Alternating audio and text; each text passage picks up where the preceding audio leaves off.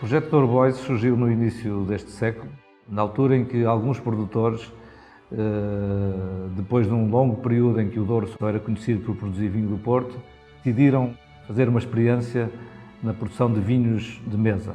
E, portanto, neste caso, os Douro Boys começaram com 5 produtores, 5 pequenos produtores: Quinta de Valado, Quinta do Crasto, Quinta de Valmeão, Niporte e Quinta de Valna Maria. O projeto nasce em 2002. Já existia uma cooperação muito informal em que se deixou um bocado de lado aquela situação um pouco fechada que havia entre as casas de não partilhar informação. Este projeto também foi uma grande ajuda num aspecto que é muito importante junto das grandes economias emergentes, não tão importantes junto de países tradicionais e com histórias muito antigas de consumo de vinho, como é o caso da Inglaterra, por exemplo, mas nos grandes mercados como a China, como os Estados Unidos, como o Brasil. Eu não tenho dúvidas que Portugal ganhou muitíssimo com os Douro Boys e se a gente olhar aos números das 5 quintas, não é por acaso, há muito trabalho e os Douro Boys de certeza que têm uma grande influência no sucesso de cada uma das empresas por si. Estas empresas têm crescido e isso tem permitido que as gerações mais novas também se tenham começado a dedicar a estes projetos. No meu caso, por exemplo, o meu filho já trabalha aqui no Valado e noutros parceiros dos Douro Boys também há pessoas já da geração dele e da idade dele e que são muito importantes e são sangue novo e que nos ajuda muito. O objetivo era mesmo trazer ou levar o Douro ao mundo, mostrar o que é o Douro. E foi muito giro porque nasceu nós irmos lá para fora e a partir de certa altura, que foi há cerca de 7 anos ou qualquer coisa assim, de repente houve um câmbio de atitude em que eu sugeri um bocadinho até brincar. Está na altura de nós não termos que ir buscar as pessoas, mas sim trazê-las cá e mostrar esta beleza, esta região incrível que é. A estratégia de trazer as pessoas cá é possível porque cada vez mais os produtores e a região têm infraestruturas melhores para receber os visitantes. Por outro lado, sentimos que a experiência que as pessoas que nos visitam têm é uma experiência mais marcante e que fica mais na memória delas e, portanto, aproxima-se mais do objetivo que nós temos. Para trazer as pessoas cá, temos que ter uma infraestrutura de turismo, de hotéis, mas, mais uma vez, temos que ir com calma, temos que fazer as coisas bem feitas, não é trazer caminhões e construir aqui hotéis com 200 quartos. Não, temos que usar aquilo que temos e fazer um turismo de qualidade, bem feito e receber bem o turista. A Quinta de Valmeão é uma quinta que foi fundada em 1877.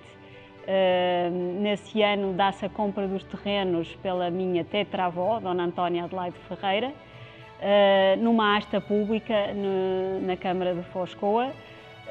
Foi um movimento para este que a Dona Antónia já tinha iniciado antes, mas que no caso desta quinta foi bastante ousado, porque aqui havia apenas terra virgem, não havia plantações de qualquer espécie, nem havia edificações.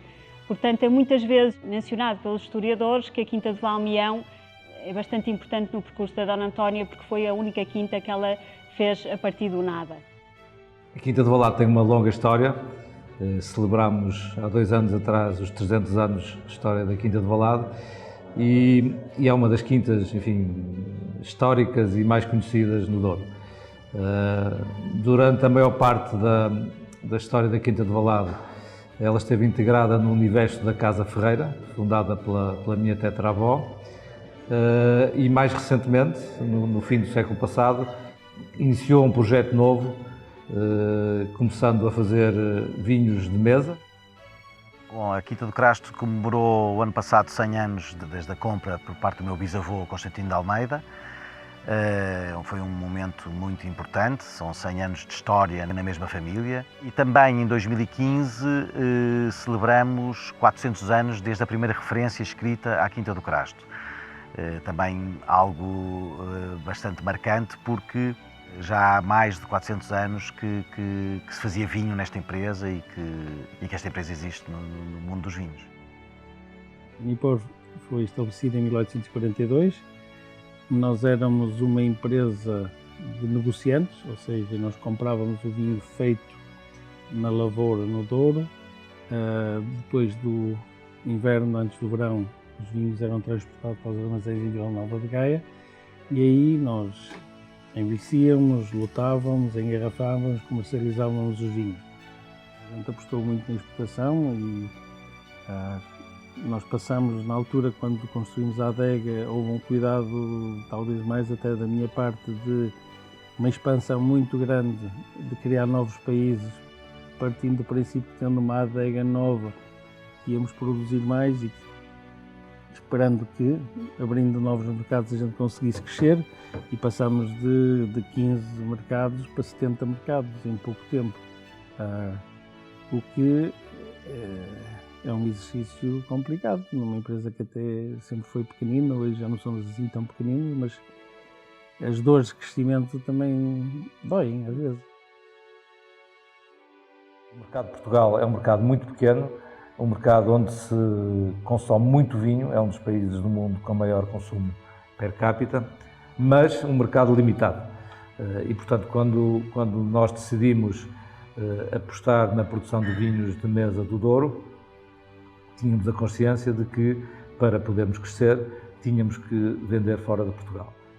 As dificuldades muitas vezes são de inúmera ordem, países com taxas aduaneiras muito altas, que é como o caso do Brasil, países em que é mais difícil de perceber as culturas, como é o caso da China, que não tem uma cultura de vinho ainda bem sedimentada e que é preciso perceber e adaptar-nos um bocadinho a essa realidade. É preciso investir para pagar viagens, para nos deslocarmos aos países, para estar nas feiras, para organizar eventos e, portanto, tudo isso requer um enorme esforço. Mas é um esforço que, se as coisas forem bem feitas, depois aparece o resultado à frente. O nosso percurso na internacionalização tem sido feito de uma forma gradual. Nós hoje já estamos em 52 mercados a nível mundial. E, portanto, foi feito e continua a ser feito todos os anos um investimento grande nesta área de internacionalização. Os nossos planos contam com manter a diversidade que já temos de mercados, portanto são cerca de 30 mercados. Nós não nos recusamos a ir a mercados em que efetivamente a nossa posição será sempre de nicho. Para nós isso não é um problema, porque acreditamos que há vinhos que de facto têm essa vocação e é o nosso caso. Nós nunca teremos quantidades que nos permitirão ter outro tipo de presença nos mercados. O ICEP para nós foi sempre eu diria, um grande parceiro, porque o ICEP fornece-nos informação fundamental. Depois, quando finalmente tomamos uma decisão de estar num novo mercado, como um exemplo, ao termos lá um delegado do ICEP, é quase como encontrar alguém da família que está já do lado de lá e que já conhece esse mercado profundamente e que, portanto, passa a ser um elo de ligação extremamente importante para chegarmos depois aos objetivos que nos traçamos. Para além de todos esses projetos que nós temos apresentado anualmente e que têm sido, nomeadamente o projeto dos Douro Boys, que tem sido desde o início financiado por fundos europeus e em projetos avaliados e decididos pela ICEP, mas para além disso eu recordo alguns contactos e alguns episódios de ajuda que tive de delegados da ICEP. Recordo contactos que fiz e ajudas que tive em Nova Iorque, em São Paulo, no México, por exemplo, que foram muito importantes para a estratégia e para a nossa internacionalização nesses países. Quando eu viajo por esse mundo fora, a entrar em lojas, em supermercados, em restaurantes, em vários países, em várias cidades a nível mundial e ver lá os meus produtos, isso é um enorme orgulho. Foi claramente um trajeto que fizemos e um objetivo que foi alcançado, mas que não termina por aqui. Nós queremos ainda crescer mais e estar cada vez mais presentes nesses mercados.